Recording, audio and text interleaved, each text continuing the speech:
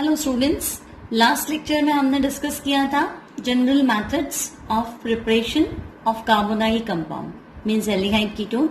उसमें हमने एक टॉपिक पढ़ लिया था by the oxidation of alcohol.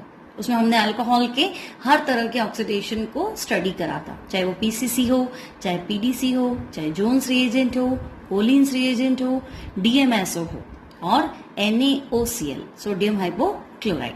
सो हमारा सेकेंड मेथड ऑफ प्रिपरेशन है by the dehydrogenation of alcohol.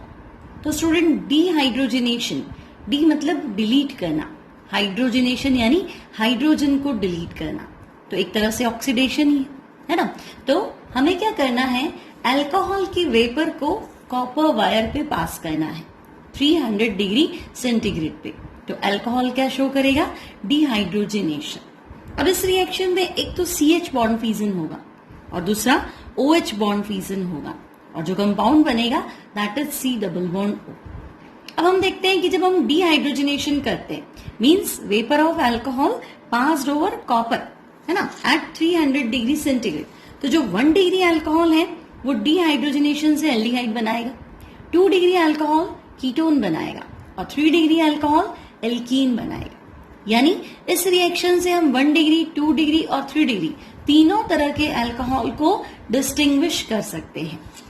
अगर हमारे पास ऐसा क्वेश्चन है, what happens when vapour of ethanol passed over copper at 300 degree centigrade, तो हमें कॉपर और 300 डिग्री सेंटीग्रेड को देखते ही दिमाग लगाना है कि यहाँ तो डिहाइड्रोजनेशन है, तो एक तो CH बॉन्ड फ्यूजन होना है, एक OH बॉन्ड फ्यूजन होना है।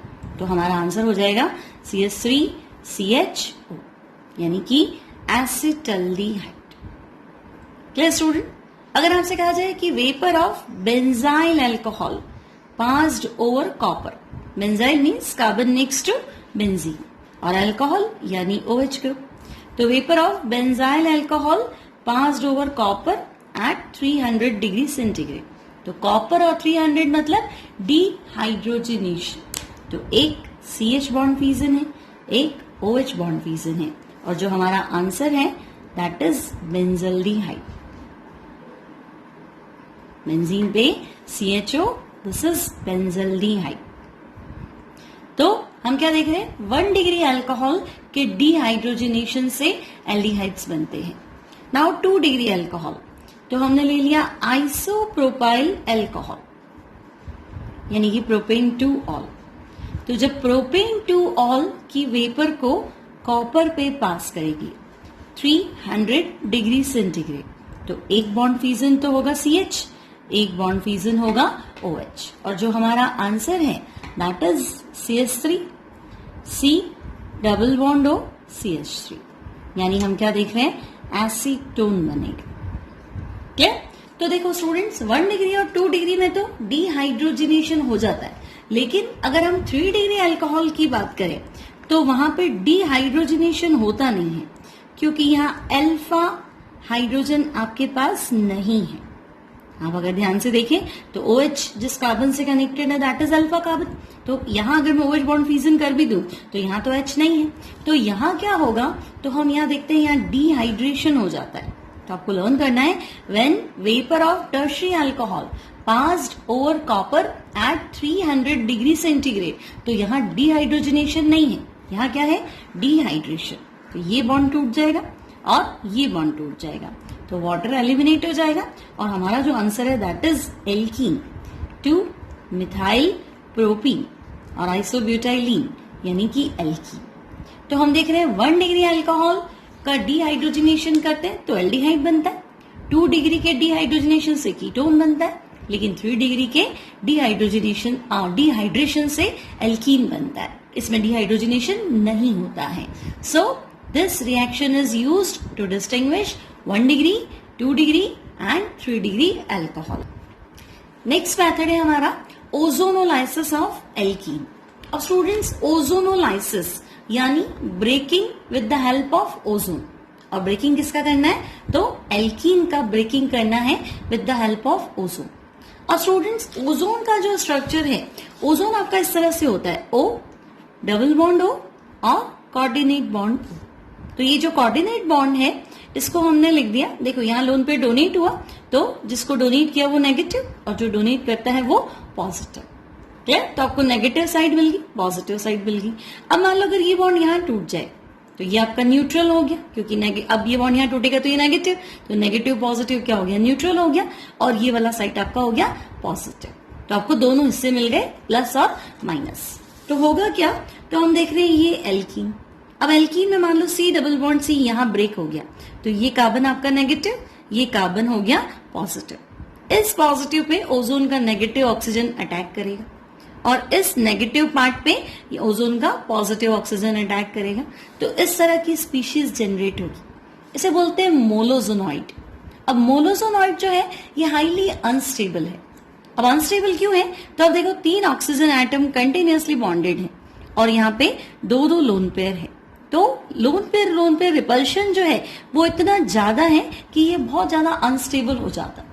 फिर भी हम इसे -150 डिग्री सेंटीग्रेड पे आइसोलेट कर सकते हैं।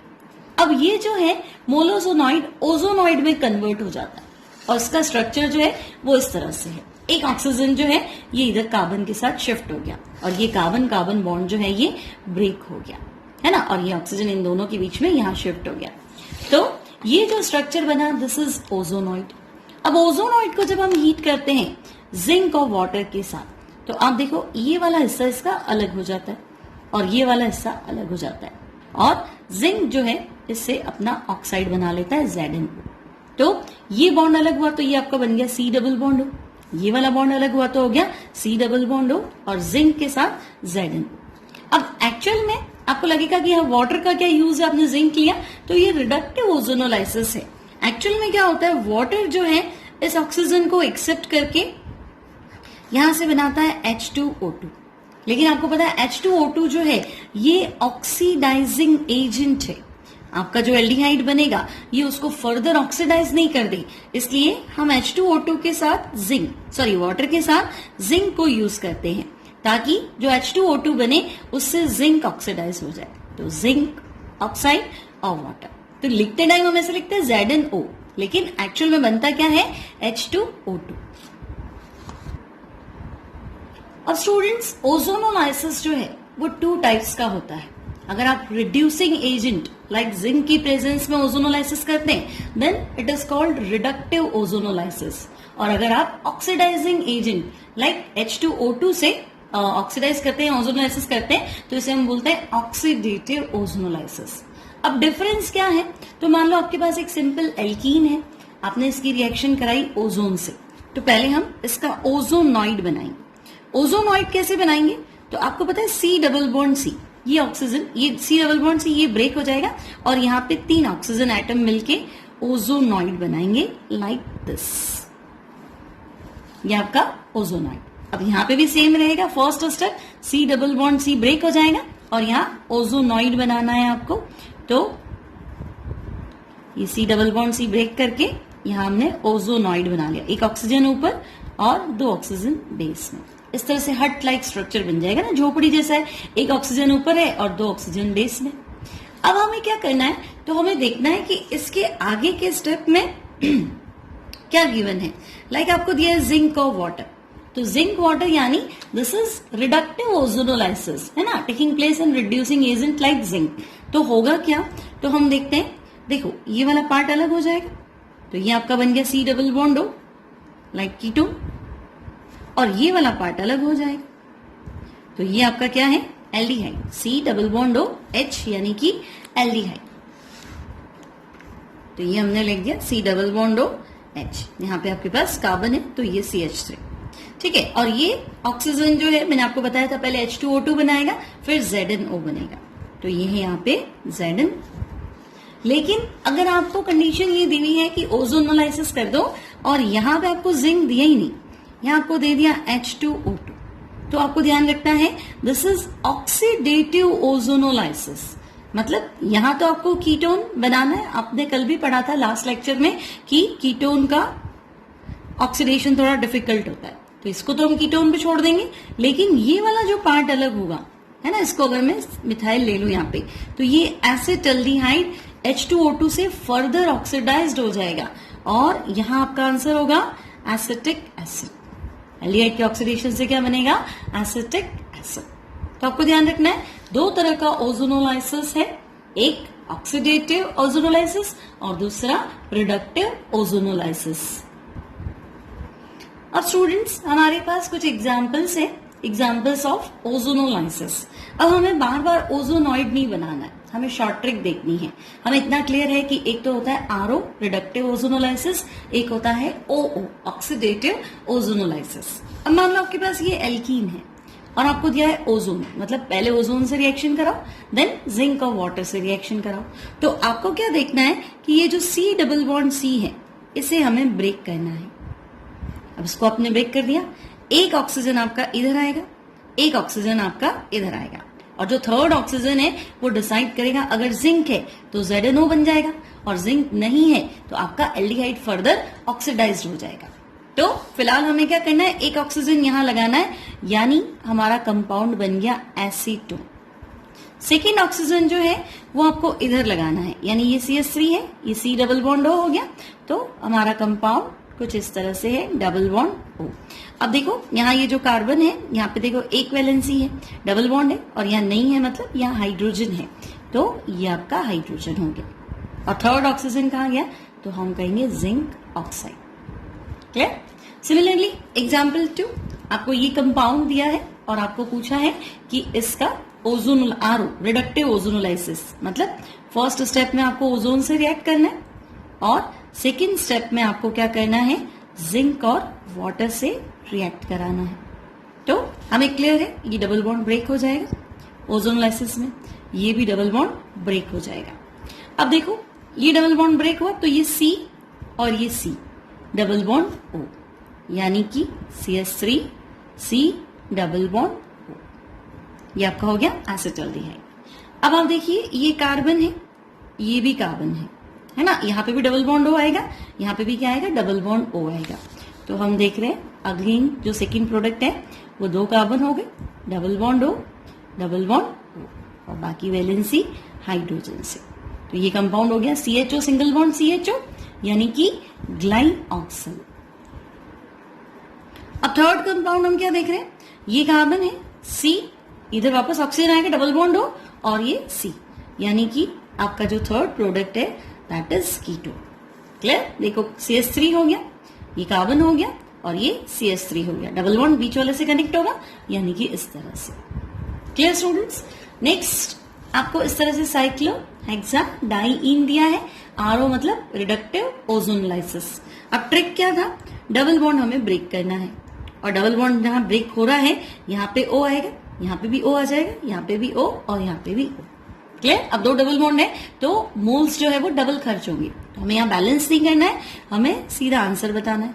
तो देखो आपको देखना है कि ये डिजाइन एज इट इज रहेगा, है ना, यहाँ डबल बॉन्ड हो, तो मैं कह देती हूँ ये कार्बन हो गया, ये डबल बॉन्ड हो, और ये हो गया डबल बॉन्ड हो।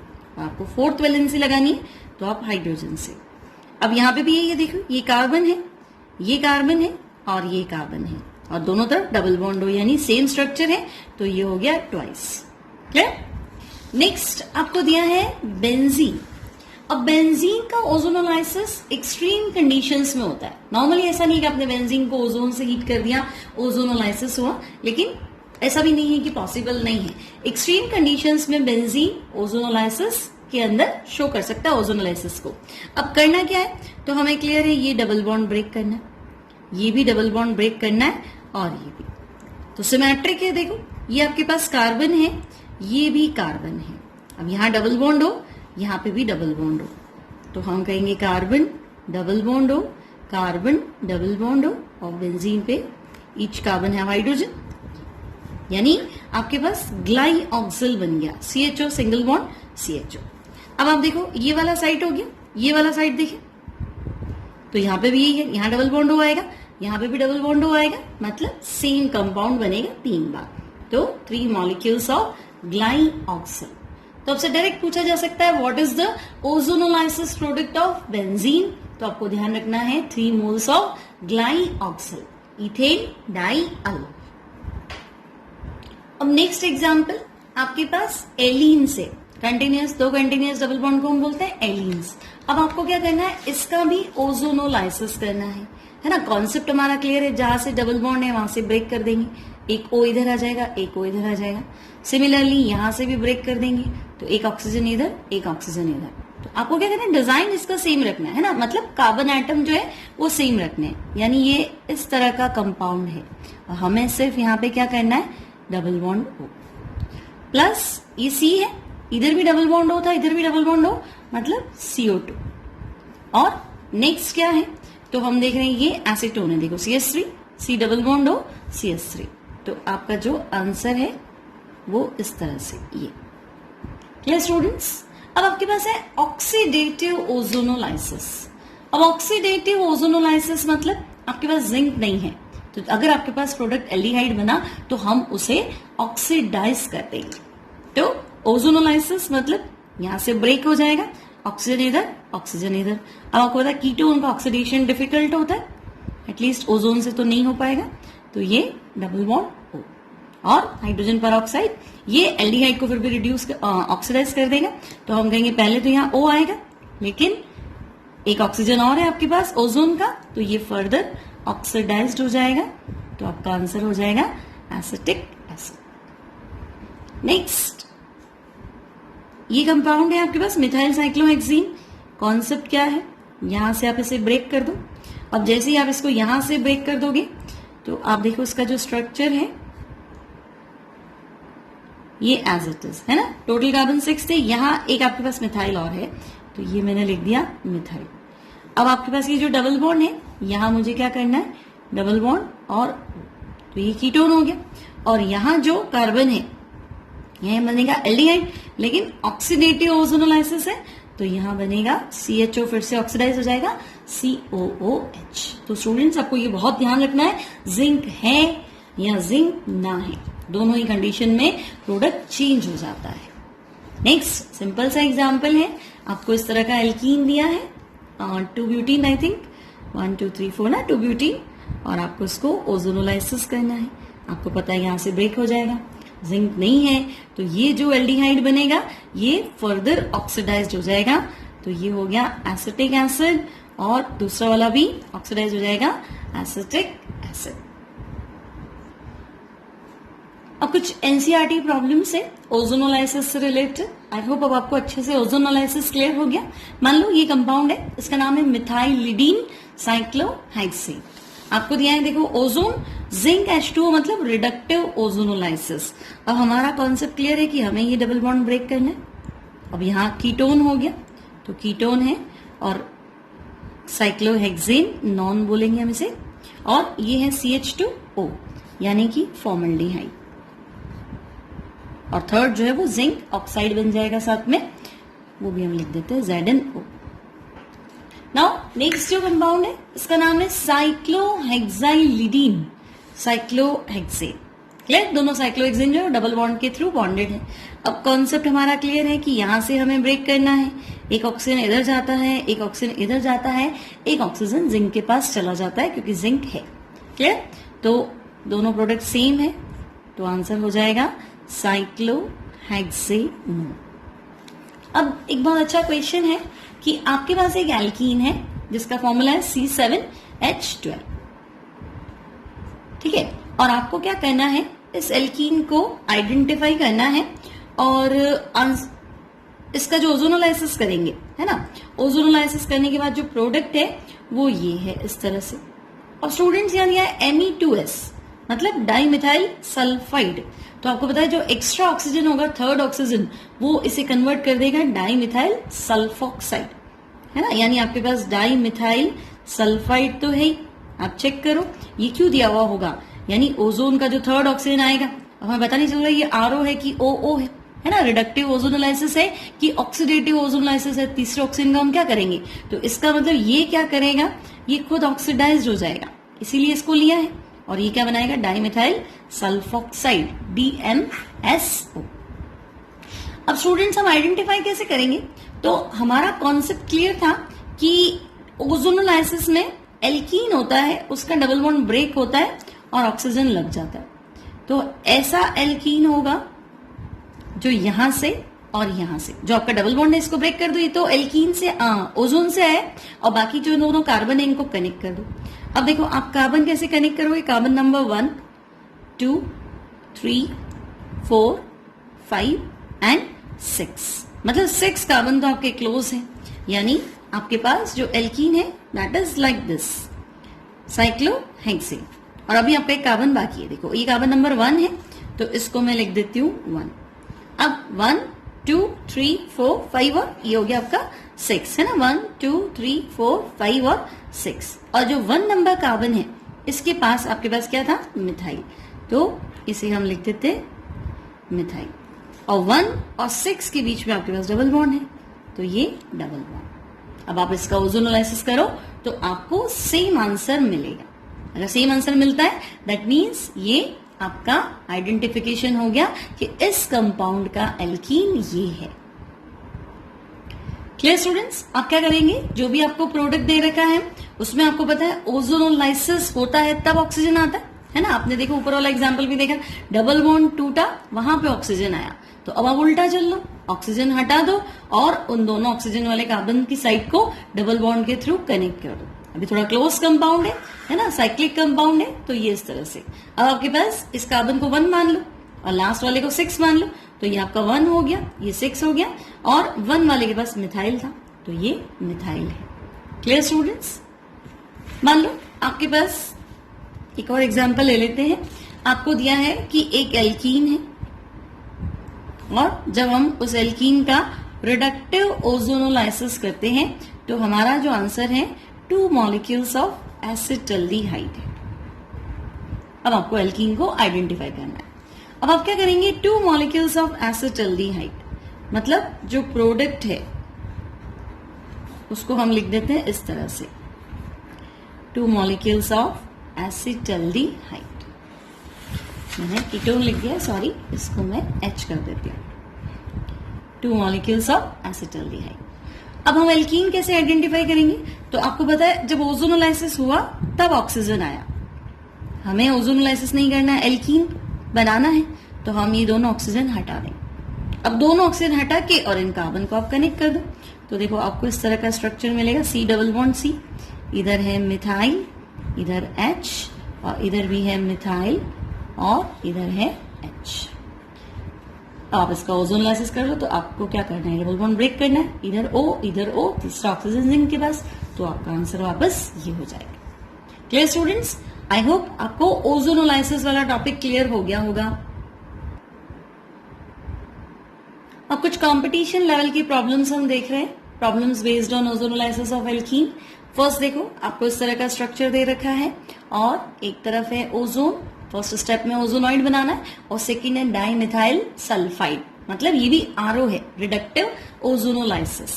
अब हमारा कॉन्सेप्ट क्लियर है कि हमें डबल बॉन्ड वाली साइड से ब्रेक करना है, कुछ भी नहीं करना स्टूडेंट्स, जहां डबल बॉन्ड दिखे वहां ब्रेक कर दो और वहां ऑक्सीजन लगा दो। तो पहला जो प्रोडक्ट है दैट इज साइक्लोपेंटेनॉन, और दूसरा क्या है, तो देखो ये है CH3, single bond C, double bond O, यानी जो दूसरा प्रोडक्ट है CH3 C double bond O, H मान ले, एसिटाल्डिहाइड। और थर्ड प्रोडक्ट तो मुझे पता है कि जो डाइमिथाइल सल्फाइड था अब डाइमिथाइल सल्फॉक्साइड में कन्वर्ट हो गया। क्लियर। नेक्स्ट आपके पास है इस तरह का कंपाउंड है ना, और आपको कहा कि इसका ओजोनोलाइसिस करना है। अब ओजोनोलाइसिस में मुझे पता है डबल बॉन्ड जो है वो ब्रेक हो जाता है ना, एक ऑक्सीजन ऊपर आ जाएगा, एक ऑक्सीजन नीचे आ जाएगा, थर्ड ऑक्सीजन डाइमिथाइल सल्फाइड के पास चला जाएगा। तो अगर आपको परेशानी है तो आप इसका डिजाइन ध्यान रखो कि भाई ये डिजाइन हमें नहीं बदलना है। अब देखो ये बॉन्ड तो ब्रेक हो गया था डबल बॉन्ड, अब आपको क्या करना है, ये साइक्लोहेक्सेन टाइप था है ना, यहाँ पे भी कार्बन है, और परेशान हो तो यहाँ पे C लिख दो, और नेक्स्ट जो है वो इस तरह से होगा। और हमें पता है यहाँ डबल बॉन्ड O लगाना है, यहाँ डबल बॉन्ड O लगाना है। आपसे कोई इसका यूपीसी नाम नहीं पूछ रहा, कुछ नहीं पूछ रहा, सीधा आंसर पूछ रहा है। आपको आंसर बताना है, डबल बॉन्ड को गायब कर दो और जो कार्बन से डबल बॉन्ड कनेक्ट था वहां double bond O, double bond O, है ना। दिखने में बहुत डिफिकल्ट है क्वेश्चंस, लेकिन इतने डिफिकल्ट है नहीं। अब आप देखो नेक्स्ट एग्जाम्पल इस तरह से है, और आपको कहा है कि इसका ओजोनोलाइसिस कर दो, तो हमें सीधा डबल बॉन्ड पे जाके अटैक करना है, यहां से ब्रेक करो, यहां से ब्रेक करो, है ना। अब इसको ब्रेक किया तो देखो ये साइक्लोहेक्सेन खुल गया आपका, है ना। तो इसको कार्बन नंबर 1 मान लेते हैं हम। तो ये आपका पहला कार्बन नंबर 1 और ये इस तरह से यहां से ये खुल गया तो ये कार्बन ऑक्सीडाइज हो जाएगा। तो मैं इसको CHO लिख रही हूँ क्योंकि डाइमिथाइल सल्फाइड है, आपको ध्यान रखना रिडक्टिव ओजोनोलाइसिस है। और यहाँ जो कार्बन है ये अभी ऊपर और चल रहा है ना। और ये यहाँ, अब यहाँ डबल बॉन्ड O है तो ये डबल बॉन्ड O।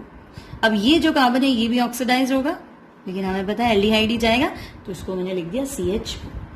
और ये देखो ये आपको एसीटोन दिख रहा है CH3, C double bond O CH3। तो अब आपका जो नेक्स्ट डिजाइन है या कंपाउंड है दैट इज Ac2।